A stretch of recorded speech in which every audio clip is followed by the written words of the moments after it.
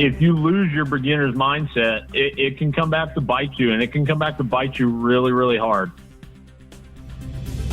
Enchanted Sky Media.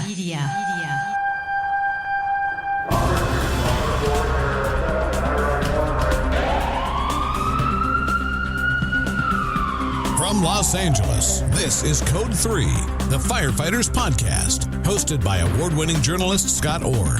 Code 3 features interviews with leading members of the fire service, discussing firefighting strategy, tactics, and other topics you need to know more about. Now, here's Scott. That's right, and I will not let Parkinson stop me. Thank you for joining me again on another edition of Code 3.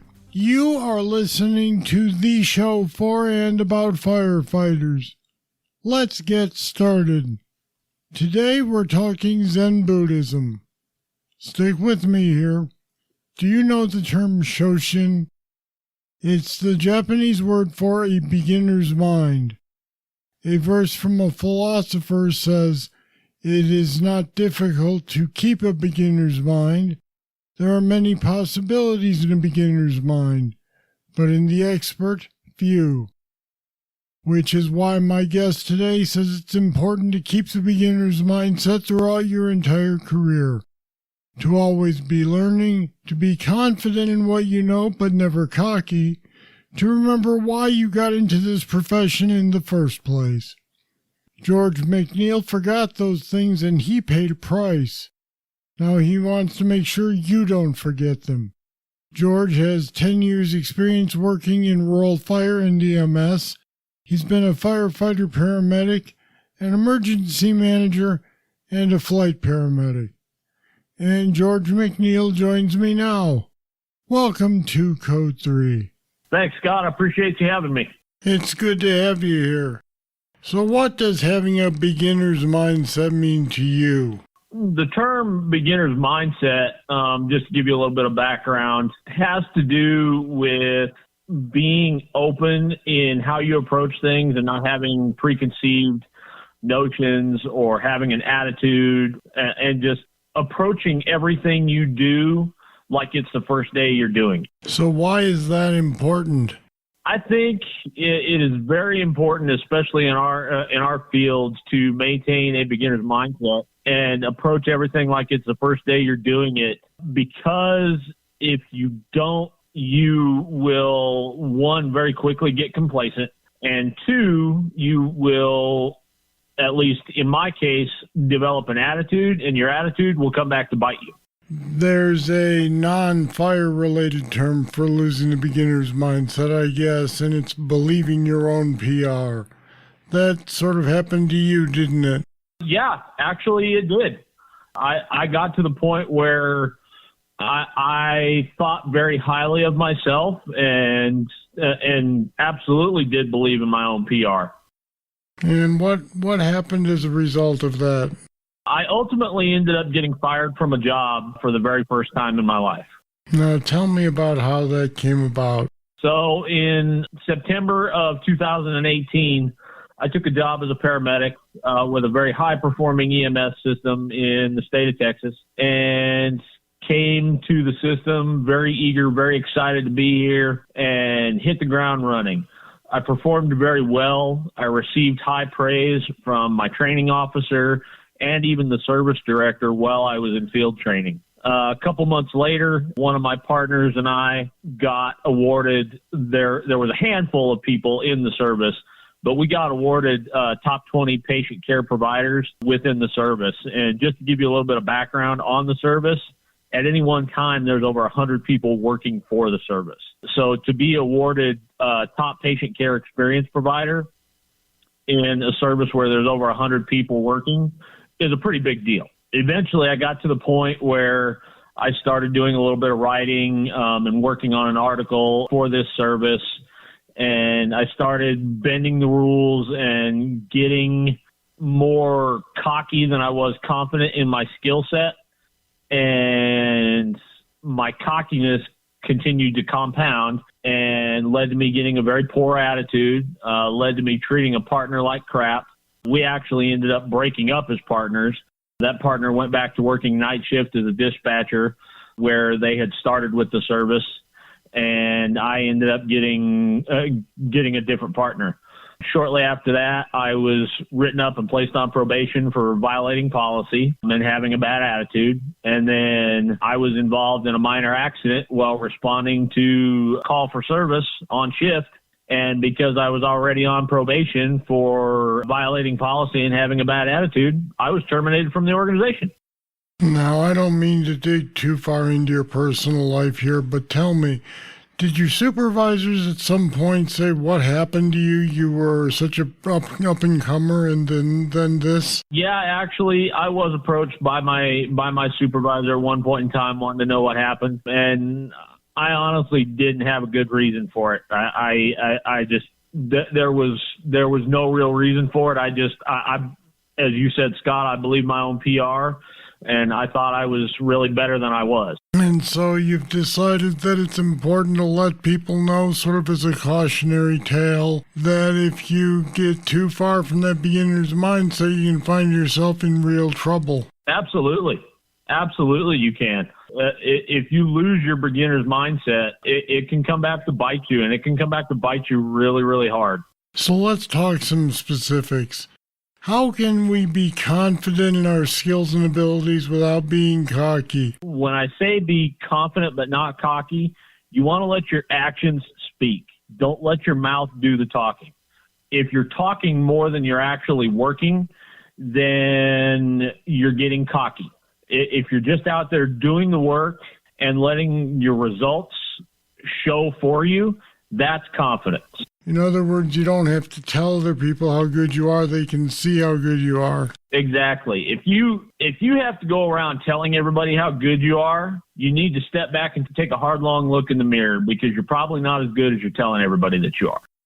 All right. How easy do you find it to become complacent after you've had a job for a while and you become good at it? I think it's easier to get complacent than people think it is.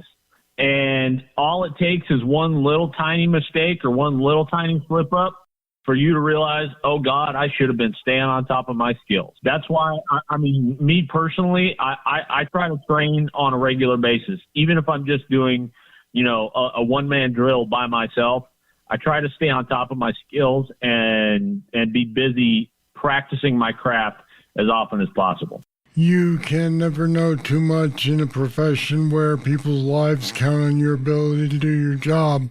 In terms of firefighting, is there such a thing as a probie's job? I think being a probie, talking about that, like I said, talking about that beginner's mindset again, you should always think of yourself as a probie. You should never, ever forget where you got your start at. There was one day I was on shift at the fire station, and there was 400 feet of hose out in the apparatus bay that was on the drying racks that nobody had touched. And so I took it upon myself, and I rolled 400 feet of hose by myself. I didn't tell anybody I was doing it. I didn't ask anybody where it needed to go. I rolled it up, and I put it on the rack. And afterwards, I went inside. I was having a conversation with a friend of mine, and he made a comment to me that, stuff like that is a probie's job. And it really kind of shocked me because we both have about the same amount of experience. He's been doing it for about 9-10 years. I've been doing it for 13. And it really kind of shocked me that he would have the attitude that rolling hose and cleaning tools and picking up after yourself in the fire station is for somebody who's brand new on the job. Those little jobs, rolling hose, cleaning tools, doing your details around the station, those are the little jobs that you can take pride in and know that, you're putting in a good hard day's work and building a good reputation around the fire station. To quote another non-fire related phrase, it's kind of like there are no small jobs, there are only small firefighters. Exactly. You're 100% right, Scott. I'll be back with more right after this. Don't miss your chance to get your hands on the hottest logo wear around. Code 3 podcast gear makes you look good and tells the world you're a fan. Now you can wear the Code 3 logo proudly. Just go to our website, code3podcast.com. Click the banner and you'll be able to order an assortment of cool apparel and accessories. And thanks for supporting the podcast that supports firefighters.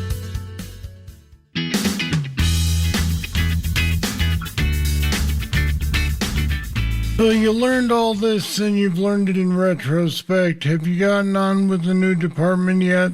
I actually have, and I've been working with them for a couple of months, and things are going pretty good. I will say though that I'm probably going to be looking at moving on to a different organization, because I went against my own words and I went into the organization with some preconceived notions of what I expected it to be.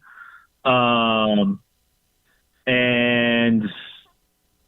it's a great organization. There's great people there, but I'm actually stepping aside from the organization and I'm looking at furthering my education and I'm still working for a fire department here in Texas. I have several jobs that I do, but the fire department that I'm currently working for, I'm going to be resigning from. All right. Well, as long as you've learned the lessons that you have, I suppose you have a bright future because you've learned from your mistakes. I have learned from my mistakes. It cost me some hard lessons, caused me a lot of trials, a lot of tribulations, a lot of heartache, but it's overall, it's been a good experience, and I've learned a lot about myself this last year. All right, George McNeil, thanks for being with me on Code 3 today. I appreciate you having me, Scott. Thank you. And we put some more information about how you can keep a beginner's mindset on our website at code3podcast.com/mindset. Check it out. And while you're there, don't forget there are a couple ways you can support this podcast.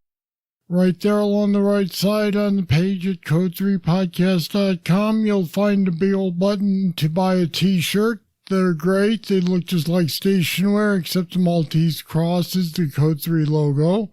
There's also a button there to allow you to make a Patreon pledge. Do that in the amount of $10 a month or more, and you'll get access to exclusive material that only subscribers hear. It's easy. Head over to the website, click on one of the buttons, and join the people who are already backing Code 3. All right, that's it. That's all for this edition of Code 3. Thank you for listening. I'll be back next time with more. I hope you'll be here too. I'm Scott Orr, and until then, stay safe. Code 3 is a production of Enchanted Sky Media. To contact us, get more information on today's topic, or to subscribe to the podcast, go to code3podcast.com.